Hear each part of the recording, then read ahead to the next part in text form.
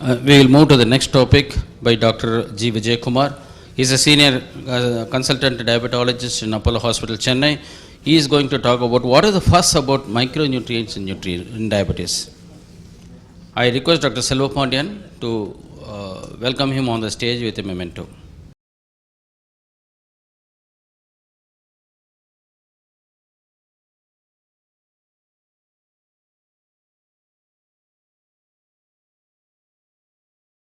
Good morning to everybody, and I would like to thank profusely Dr. Mohan, Dr. Selva and their wonderful team for organizing such a useful meeting, which is full of learning as well.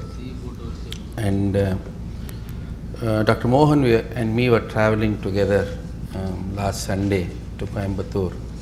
So he was speaking to me on that particular day, and they said that why don't you speak something about controversy or something different, and that's how this topic has been came in. Actually, it's a request of Mohan. Thank you, Mohan, for selecting this topic.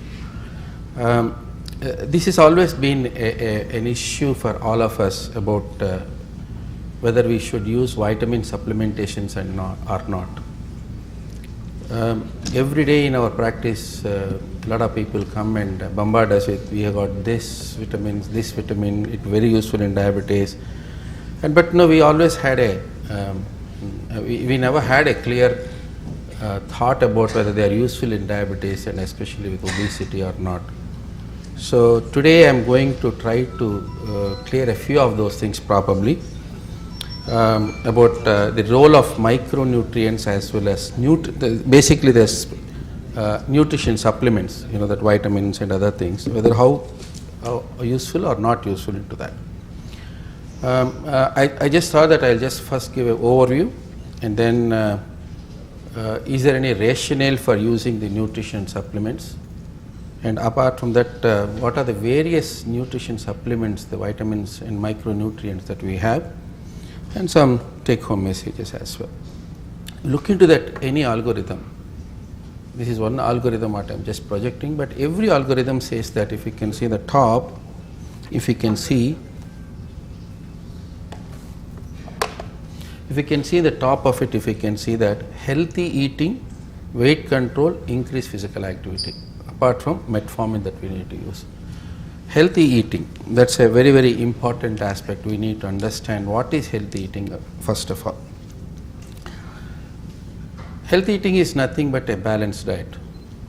The definition of, there are so many definitions. If you go into encyclopedia or you go into the internet, you may get. I thought this is probably one of the easiest way of looking into what is balanced diet.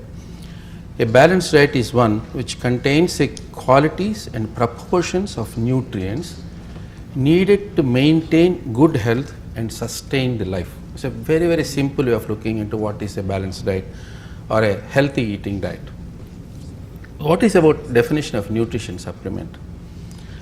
It's a preparation intended to supplement the diet and provide nutrients such as vitamins, minerals, fiber, fatty acids, amino acids that may be missing. You can see that in the red letters, may be missing or may not be consumed in sufficient quantities in a person's diet. May be. So that means most of the guidelines say that if you are eating a healthy diet with all the ingredients like what has been here, vitamins, minerals, fiber, fatty acids and amino acids, if they are not missing, we don't need to give any supplement. The problem is when these are missing, there may be some rationale for using these vitamins. Now, for example, if you look into the ADA has given the recommendations to modify daily diet. We know that for a diabetic. Recommendations states to change carbohydrate both by qualitatively and quantitatively. Qualitatively means that we have to go for a complex carbohydrates with good amount of fiber into that, rather than and as well as quantitatively. It also mentions reducing the fat content in diet, especially saturated fat. The moment you say reduced fat content, then that means you are dividing a person fat soluble vitamins as well here. Maybe if they are not taking that sufficient amount of fat. Protein intake is suggested to be maintained as usual, and it also recommends that a recommended allowance, daily allowance, RDS recommended daily allowance of micronutrients and vitamins as well. It also states that.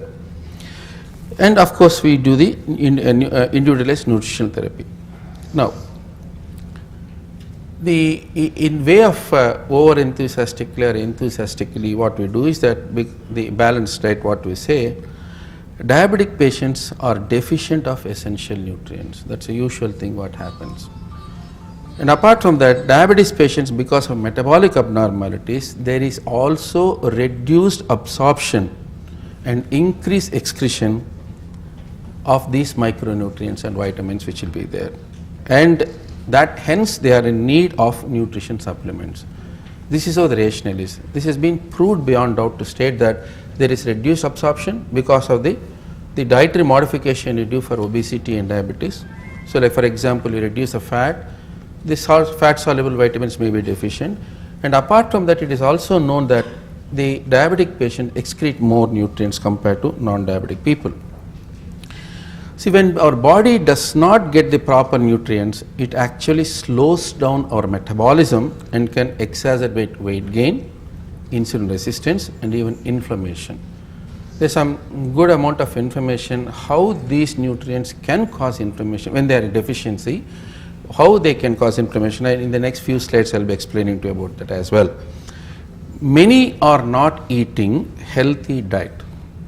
And even if we think that we are taking a healthy foods, most of the so-called healthy foods that we are eating, especially in this age where fast food culture has been very, very high, where you can see that the so-called healthy foods we are eating have been processed, genetically altered, mishandled, leading to significant loss in their natural nutrient potential. That's what happens. Usually the cooking habits have changed, the way they preserve the food and then keep it, and so many things are there. And apart from that, it is also said that the soil quality over the centuries, we are doing the agriculture in the same lands for so many centuries, and then we are using too many artificial fertilizers, and we are using pesticides and so many things. We do that, and then it spoils the quality. And imagine the same agricultural land you are cultivating in the same land over the centuries, that can reduce the potential. And another thing is, it is also said in agriculture, if you have two crops, cash crops, you have to have one more crop, especially the legumes. That's what we used to say even when we studied in the school, how the farm should be done. There should be one, a short-term crop where you can have some legumes where nitrogen balance can be sustained in the land, which is not happening today. You can see that, which is not happening. So fertilizers, chemicals, and all these things can change the soil quality, and hence even the product, that agricultural product that we are getting, we can see that we are trying to get less nutrients into that. The problem is today that we are not adding agricultural land to our agricultural land to our cultivation. Rather than in the name of industrialization, we are cutting down the agricultural land. So what happens is more genetically modified foods that we are going to get, which instead of getting a crop at 6 months, we are getting at 4 months. So they are genetically operated. There's so many things. These are the arguments which say that there is rationale for using the nutrition supplements in body. Look at this particular slide. If you can see here, both in type 1 and type 2 diabetics, if you can see that except for chromium in type 1 diabetes, and which is not neither increased or increased in chromium, you can see that most of the nutrients, but you can see that on the top you can see the trace elements such as zinc, chromium, calcium, magnesium, copper, manganese, iron, selenium, and vitamins like A, thiamine, B6, B12, C, you can see here E, all those things are deficient in our populations. The only issue is that whether the deficient, usually we see the deficiency, whether there is any use by using these supplements or not is a bone of contention again. Okay. So what happens is that nutrition supplements can be a key component of any diabetes and obesity lifestyle program. There are evidences showing the essential role that vitamins, micronutrients, and trace minerals have a say on metabolism, insulin resistance, inflammation, chronic, which I am going to show you that. With so many nutrition products on the market making so many promises, which one to choose or not is a very important thing. We get always in the clinic, we get masala. They say that we have 25 minerals and 20 vitamins in just a small capsule. Whether they are really useful or not is a big issue. They may be a good supplement for a healthy man, but when a diseased person, a chronic disease such as a chronic disease such as diabetes, hypertension, and all these diseases where whether these small amounts of micronutrients are sufficient or not is a big issue. Now if you are convinced that nutrition supplements are required, then if you want to try to give nutrition supplement, what are the goals of nutrition supplements? We have to ensure that there is supply. You have to supply daily requirements of nutrients, improve insulin resistance by way of giving these replacements, and improve metabolic abnormalities, improve immunity and reduce inflammation, because we know that diabetes is not just a metabolic disorder, it's basically a vascular from inflammatory disorder. So anything that you do, that you should also help in reducing inflammation. Hence, it can prevent complications, both micro as well as macrovascular complications. Let us look into that. What are the experts we say? One ADA statement in 2002 said that micronutrients, vitamins and minerals are the potential preventive and treatment agents of type 1 and type 2 diabetes. And then if you can see that in a diabetic people, micronutrient supplements are convenient and inexpensive way to ensure adequate intake of multivitamins and mineral intake. So look into that. Economical aspects in our country especially. The same product may be sold at a very, very high price at a very low price. Be selective about that. And also the bioavailability of the product. Just not the cost, bioavailability as well. If you just look into the nutrition area of available nutrition supplements, if you can see that, we can think about beneficial, not beneficial, sometimes harmful as well. And these slides will explain that we need to be very, very careful when you're trying to give a nutrition supplement to a patient. Benefits have been found with chromium, zinc, magnesium, alpha-lipoic acid, methylcobalamin, and vitamin D. And may be beneficial, especially omega-3 fatty acids, coenzyme Q10, and also our usual natural products like fenugreek, aloe vera, and also bitter gourd. May be beneficial, we don't know. But there is some studies to support this theory as well. But one thing is very sure, that the selenium, vitamin E, vitamin A, beta carotene, and the antioxidants such as lycopene have not found to be beneficial, and some of them, especially selenium and other products, are supposed to be harmful as well. So we look into that as well. Now let me look into first in a positive way, and the supplements that we need to go, and then which are beneficial for our patients. Chromium, if you can see that chromium has been found to be deficient in type 2 diabetes way back in 1950s, and then the research went on for the next 30 or 40 years. And then it is said that it is the controversy, it is now explained by the fact that chromium may potentiate the action of insulin, either by an effect on insulin dependent functions or maintaining these functions with less insulin by a combination of both. This is way back in 1980 this statement has been given. Now the understanding of type 2 diabetes is very different. It is found that chromium has got a say at the receptor level. The deficiency of chromium, if you can see here, it works exactly at the receptor, insulin receptor level, so that the deficiency of chromium can cause insulin resistance and becomes a metabolic disorder if it's deficient too much. And here is one study to state that by using chromium as a supplement, that is 500 micrograms per day, here they have used chromium picolinate, here has been used, and if you can see that at the end of 10 months, both fasting and postprandial have come down. This is one study that has been clearly indicated.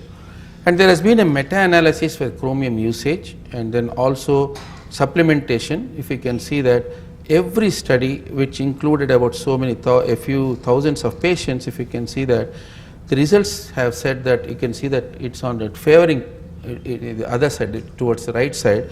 If you can see that all the studies have said that there is favoring chromium supplementation. Overall estimate of chromium supplementation in people with diabetes was statistically significant. So there seems to be some benefit with chromium. Look at the zinc. We know that approximately 0.5% of the crystalline insulin is with zinc. and very high or very low zinc plasma concentration may impair insulin secretion. Remember this, very low or very high zinc levels can impair insulin secretion, where you can see the chromium with insulin resistance at the receptor level. Here it is for the beta cell, the release of insulin may be impaired when they are deficient or with excess. Zinc deficiency in some studies have been associated with reduced insulin secretion and increased tissue resistance to insulin action. If you can see that what happens exactly is that people with uncontrolled diabetes have increased zinc loss in the urine, polyuria, zinc loss in the urine. So these losses are usually counterbalanced by enhanced zinc absorption in the gut, but this may not happen in a diabetic patient, where I exactly remember in the first of the statement they said that absorption of these micronutrients is impaired amongst type 2 diabetics. So definitely diabetes related hyperzincuria and impaired intestinal zinc absorption has been proved in type 2 diabetic. The problem is that whether we have to use zinc on a continuous basis, they have recommended that supplementation of zinc sulfate 250 grams 3 times daily. This should be initiated for no more than 3 months. It should not be given for more than 3 months, because prolonged zinc supplementation may inhibit copper absorption and adversely affect the lipid profiles as well. So we have to be very careful. So don't give it beyond 3 months. Magnesium. There we can see that chromium at insulin resistance and zinc at insulin release. Now we can see that magnesium can alter the inflammatory process in a type 2 diabetic. Magnesium is designated for reason. Magnesium deficiency may result in disorders of tyrosine kinase activity in the insulin receptor and increased intracellular development of insulin resistance. That's number one. Apart from that, low serum magnesium levels are strongly related to elevated serum concentration, both tumor necrosis factor alpha, C-reactive protein, which causes low grade inflammation of the tissues that can increase the vascular complications as well. So this is one point we need to look into this. So magnesium has got more for inflammatory process, the deficiency. Here if we can see that magnesium, the meta-analysis has again favored for magnesium supplementation. The 13 prospective cohort studies involving more than 5 lakh patients and 24,000 cases detected significant inverse association between magnesium intake and risk of type 2 diabetes. If we can see that by replacing magnesium, it not only reduces the inflammation, but it also can improve the metabolic deformity as well. Now looking into the neuropathy, again this is we are one of this particular aspect of neuropathy, whether we need to use antioxidants or not is a big issue. Here you can see that though we have a neuropathy, the most important aspect what we need to look into is that good glycemic control is the most important thing. And if you can see that various products that we use in neuropathy are at different levels. If you can see that the good glycemic control itself will prevent the oxidative stress. That's number one.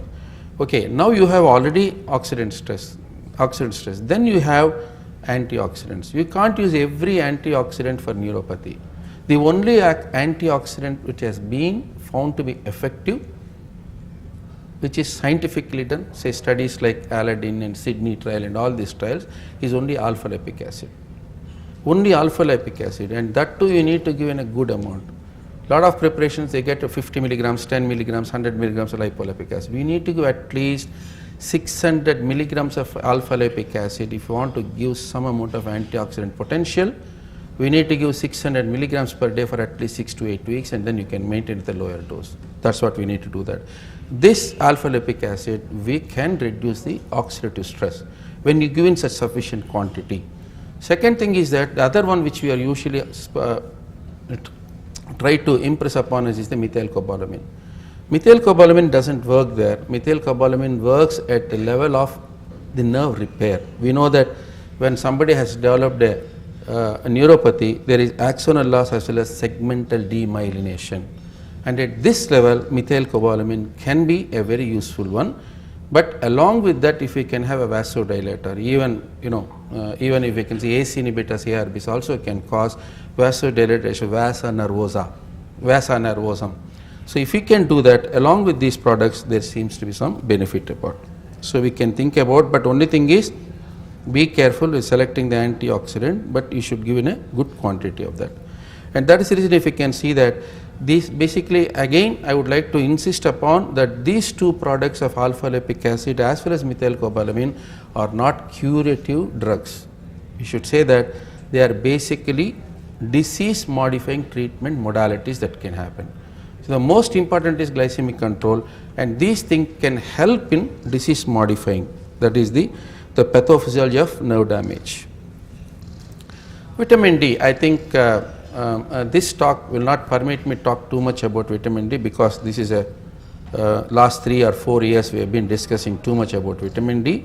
Basically because the vitamin D receptors, what you call VDRs, vitamin D receptors are omnipresent in all the tissues in the body, and then we can see that vitamin D sufficiency can get along with the receptors, and then they can do lot of benefit to that. So they practically every human tissue has got VDRs, affect the function of more than 1,000 different genes, controls protein synthesis and cell growth and differentiation as well.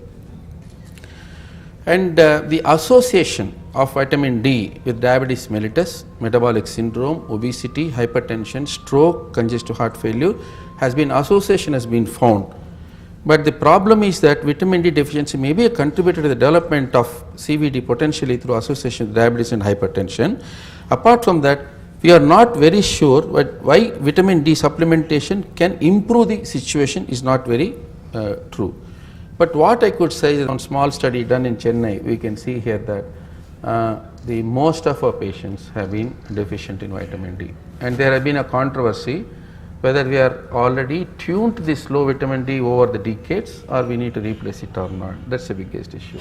So generally what we feel is that unless the patient is symptomatic or you have biochemically calculated vitamin D is very low and they are symptomatic, only then we need to use vitamin D. Because vitamin D is nothing new to us now, for so many decades have been there. But only thing is, off late we are looking into that. Probably some of the people say that we are tuned to low vitamin D, we don't need to replace as well. But one thing is sure, that there is a big problem of vitamin D deficiency in most of our populations. In fact, there was a survey done in doctors which is very, very, very low. Very, very, very low. Less than the deficiency has been found in almost 90% of the doctors as well. Now, the problem is that is such a common problem in Indian population. The natural source is only sunlight, which we are not able to expose.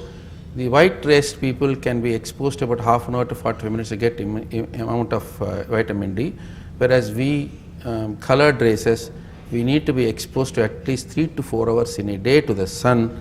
Only then you can get a natural source of vitamin D, which is not possible. And food fortification is always questionable. The ones which has got vitamin D, for example milk, we hardly take any milk in coffee and tea, and not much actually. We need to take at least about 2 liters of milk. Only Dhoni will do that, not any one of us. And the association of vitamin D deficiency and various metabolic disorders is well accepted, but whether replacement would improve is not well established. This is what we need to look into that. The association has been found, but replacement is a big question, whether it will improve the situation. Let us go to the nutraceuticals from these minerals and vitamins. One of the things is that omega-3 fatty acids, and it is supposed to reduce the inflammatory reaction. It is supposed to reduce atherosclerotic pattern, so that macrovascular disease has to be reduced. But Origin trial, if you can see that, when this one arm was with omega-3 fatty acids, did not show any results. Since then, in the last 3 years, even the promotion of this particular omega-3 fatty acids in our clinics has been very much reduced actually. This has been one of contention. It looks like there is no benefit at all. Now, a lot of people come to us with coenzyme Q10 as well. This is a very, very deficient in diabetic. The importance of this particular nutrient cannot be overstated, primarily because many of these drugs that are needed for management of diabetes and its complication deplete coenzyme Q10. The drugs that we are taking can deplete coenzyme Q10. The typical doses that we need to give is about 90 to 400 milligrams in divided doses. But again, this is a problem that whether we are going to replace it, whether we are going to change the situation is not reasonable. Now let us go to the traditional things. Most of our people, elderly people, they used to say that take bitter gourd, take fenugreek and take aloe vera. So these are the three things that have been in one slide I put. We can see here that the three products, whether they are useful or not, it is said that there is some usefulness, but how far they are useful is not known to that. But because they are from natural products, by taking it there is no harm. There is, for example, if you take aloe vera 1 spoon a day, a liquid gel, you can see that if you take 1 spoon a day, it can reduce the blood sugar, but it has got no say in lipids. It doesn't reduce the lipids. Fenugreek, basically I believe in that it's more of a fiber, and then we have tried one study in VHS Medical Center about a few years ago, 10 years ago, where we gave about 9 grams of fenugreek dried powder in the form of capsules to these people, and we found at the end of 6 months the reduction of fasting blood glucose about just 5 and triglyceride reduction about 10. This is what we found, but it's very, very difficult to take so many capsules, so many grams. It causes lot of nausea and even GI symptoms. Now let me move on to from maybe beneficial things towards non-beneficial and the harmful products probably. First of all, it is selenium. It is supposed to prevent the atherosclerosis, keep skin looking young, and aids pregnant women with healthy fetus development, pancreatic benefits, increased sperm production, and all these things have been claimed in the initially. When they look into that, when they did the studies, what has been found is that selenium supplementation does not seem to prevent type 2 diabetes and may increase the risk of type 2 diabetes. The whole claims with these studies have been smashed. This is about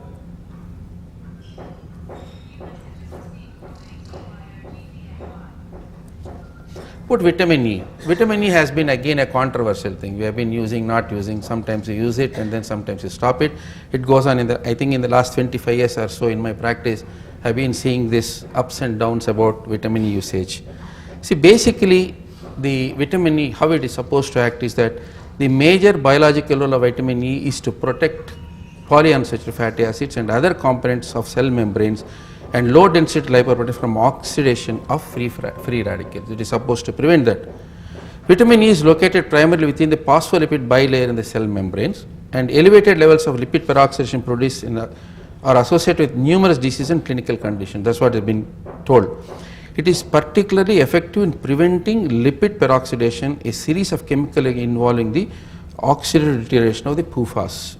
Now, it has also been associated with so many diseases, vitamin E deficiency, but only in animals. If you look into that, human studies, however, have been less consistent in providing evidence for a role of vitamin E in preventing heart diseases. If you can see here that vitamin supplementation in this one particular article which came in New England Journal of Medicine, it says that in patients with high risk of cardiovascular events, treatment with vitamin E for a mean of 4.5 years has no apparent effect on cardiovascular outcomes. So it has been found that it has not been useful in cardiovascular. And one more study of meta-analysis concluded to say that high dose of vitamin E, more than 400 milligrams, 400 international units per day of vitamin supplement may increase all-cause mortality. Leave alone protection, it is supposed to increase the all-cause mortality.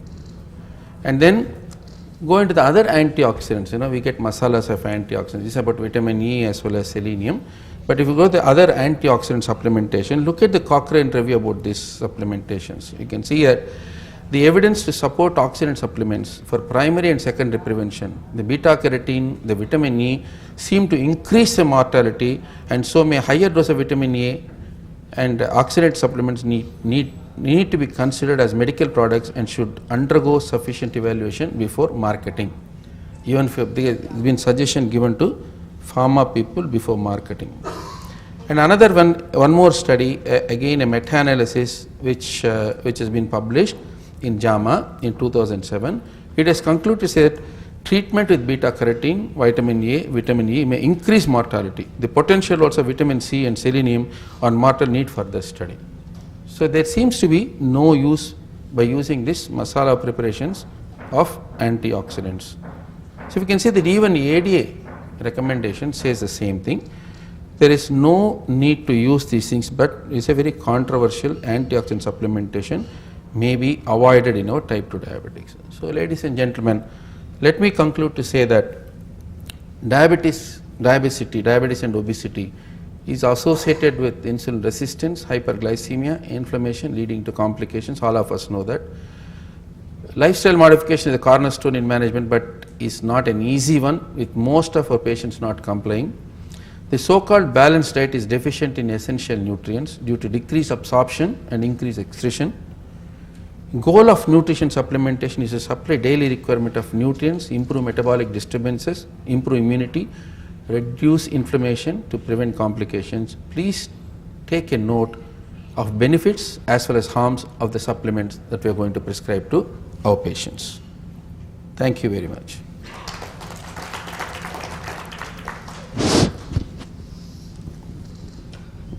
I think since we are running out short of time, some one or two questions we can take.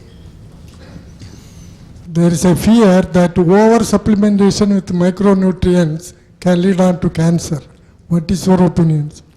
I don't think they have come through that particular thing, micronutrient increase the cancer, but only thing is that deficiency can increase inflammation. That's what we know that.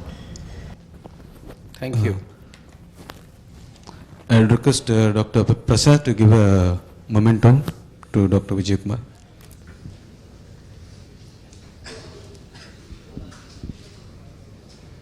Now the next topic will be on CV safety of sulfonylurea. For that